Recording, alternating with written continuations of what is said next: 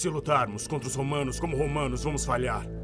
Portanto, temos que combatê-los como lusitanos. Tomaram as espadas de nossos pais. Mas ainda temos as armas deles.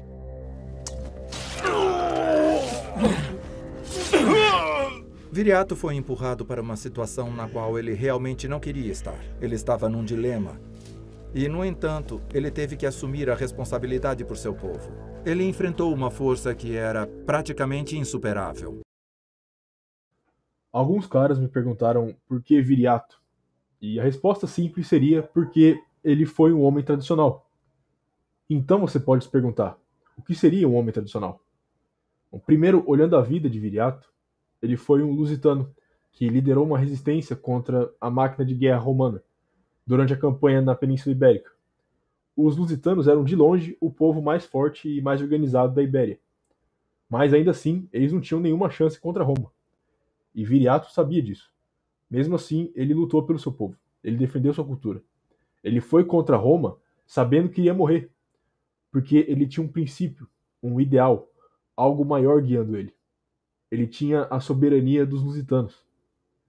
No fim, ele nem morreu lutando. Ele foi traído e morto por seu próprio povo. E Roma anexou toda a Península Ibérica. Mas a memória, o legado do que ele representa, isso continuou. Ele era um homem de princípio, de um ideal. Ele era um homem tradicional. Júlio Évola, talvez você já pode estar cansado de eu falar do Évola, mas eu não ligo. O Évola apresenta um conceito de que o homem tradicional pode ser representado por dois arquetipos, o guerreiro e o ascético, e que esses dois arquetipos são transcendentais e todo homem tradicional seria um dos dois, ou os dois ao mesmo tempo. Você pode pensar no guerreiro como alguém que usa força, mas seria outras coisas também, como lutar na guerra das ideias, no reino das ideias, ou qualquer coisa que seria baseado na ação, para manifestar uma ideia no mundo. Enquanto o ascético é quem pensa na ideia, que o guerreiro vai lutar. O ascético pode ser um pensador, um visionário, um filósofo, um guru. Ele segue o caminho da contemplação, enquanto o guerreiro segue o caminho da ação. Uns exemplos, no Senhor dos Anéis, por exemplo, você tem Aragorn, o guerreiro, e Gandalf, como ascético. Todo homem importante na história cai em um desses dois ou nos dois arquetipos. Por exemplo, os cruzados eram guerreiros que seguiam o ideal criado pelos ascéticos da igreja. Outro exemplo, não tão bom. Karl Marx era um ascético, enquanto Lenin era um guerreiro. Aliás, vários guerreiros lutaram pelas ideias de Karl Marx. Ou seja, os dois arquetipos não servem só ao bem, à moral, eles também servem ao mal, ao imoral. Para voltar no Senhor dos Anéis, Saruman também era um ascético. E os Uruk-hai que ele criava também eram guerreiros. E um guerreiro precisa de um ideal para seguir. Mesmo que esse ideal seja matar humanos, elfos e hobbits.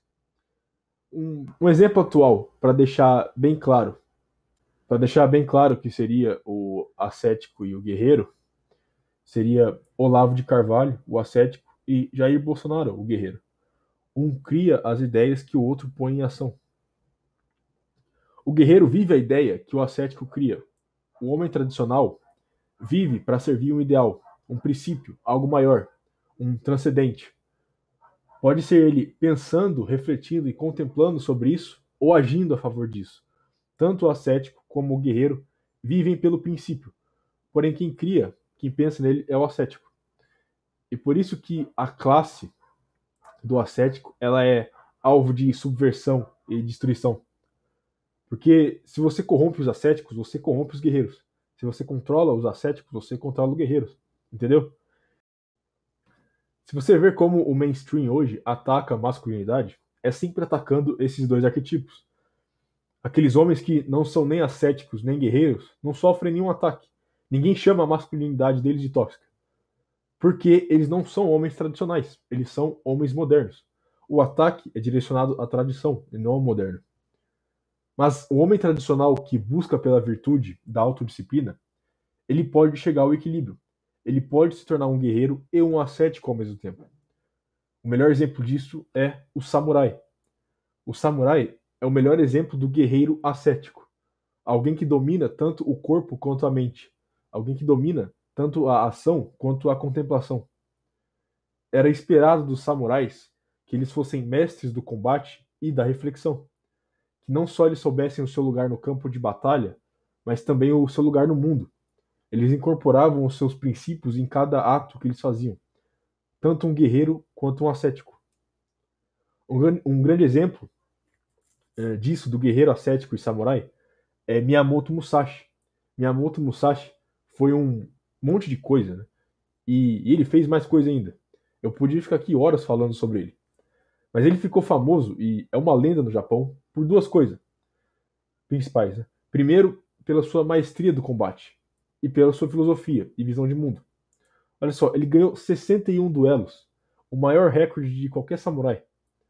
No Japão, ele tem o título de Kensei, que seria algo como santo da espada, deus da espada ou divindade da espada. Ele escreveu Gorin no Sho, o livro dos Cinco Anéis em português, e também Dokodo, o caminho da solidão em português. Esses dois foram meio que um compilado da sua visão e dos seus ensinamentos. O Dokodo foi escrito uma semana antes dele morrer, e são apenas 21 frases que ele deixou como um guia do que ele acreditava ser essencial para a vida de um homem, para a vida de um guerreiro ascético, de um samurai. Então eu digo, seja como o samurai. Como eu disse, o ataque à masculinidade é sempre direcionado a esses dois arquetipos. O samurai hoje não existe mais no Japão.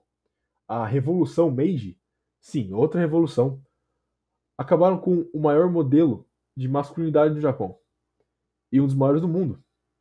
Outra revolução que destruiu o tradicional. Nesse caso, o homem tradicional. Pensa o seguinte, se os homens japoneses ainda pudessem seguir o Bushido, o caminho do guerreiro e o modo de vida do samurai, você acha que tantos jovens japoneses estariam perdidos como estão hoje? O que deveria acontecer, mas não acontece no mundo, essa era pós-moderna que a gente vive, é que os homens mais velhos deveriam passar os traços do guerreiro e do ascético para os mais novos. Por exemplo, um homem mais inclinado ao guerreiro passaria mais essas características para os seus filhos, e a mesma coisa com o ascético. Porém, não é o que sempre acontece. Olha só, um jovem quase nunca vai pensar na resposta certa para a questão de qual o seu lugar no mundo. Mas os homens que vieram antes dele já têm essa resposta. E se você corta o laço e comunicação entre os dois, o jovem fica perdido. E quando eu digo os homens que vieram antes dele, eu quero dizer tanto os vivos quanto os mortos.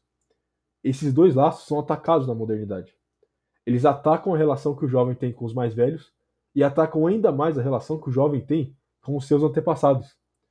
Muito comum você ouvir coisas do tipo: pessoas antigamente eram ignorantes, mal informadas, preconceituosas, enfim, você sabe o que eu estou falando. E então, cortando o laço do jovem com os antepassados, eles também atingem modelos históricos, que seriam bons exemplos de guerreiros ou ascéticos, de homens tradicionais.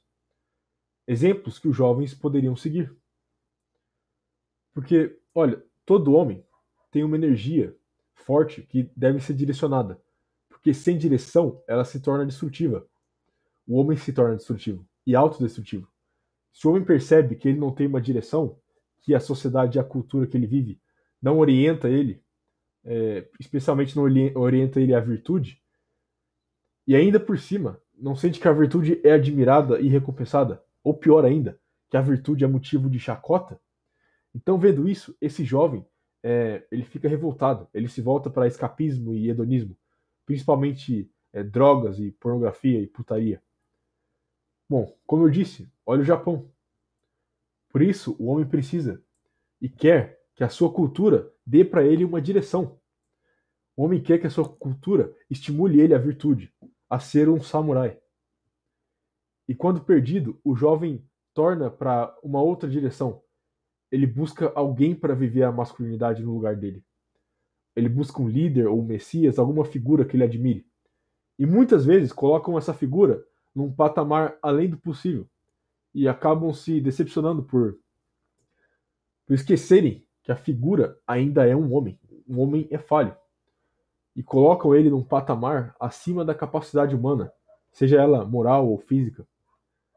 Isso sempre vai gerar uma decepção. Você pode ver isso na política, como tantos homens depositam toda a sua esperança e confiança em algum líder político para depois se arrependerem, perceberem que ele era só um homem. O homem tradicional, ele é, de certa forma, estoico. Ele segue o caminho da autorreflexão para que ele entenda o seu lugar no mundo e continue numa busca por virtudes. Ele também exerce a sua masculinidade pela força de vontade. Ele não usa de violência sem que seja necessário, porque ele emite uma força metafísica de respeito. Ele não tem que exigir respeito. Só a presença dele já gera esse respeito. Quando um homem é capaz de exercer a força, mas também controla ela completamente, como um samurai. Só a expressão da sua vontade já leva as pessoas a concordar. Isso gera algo onde todos aqueles que presenciarem a figura desse homem sentirão uma vontade de seguir o seu exemplo, de ser como ele.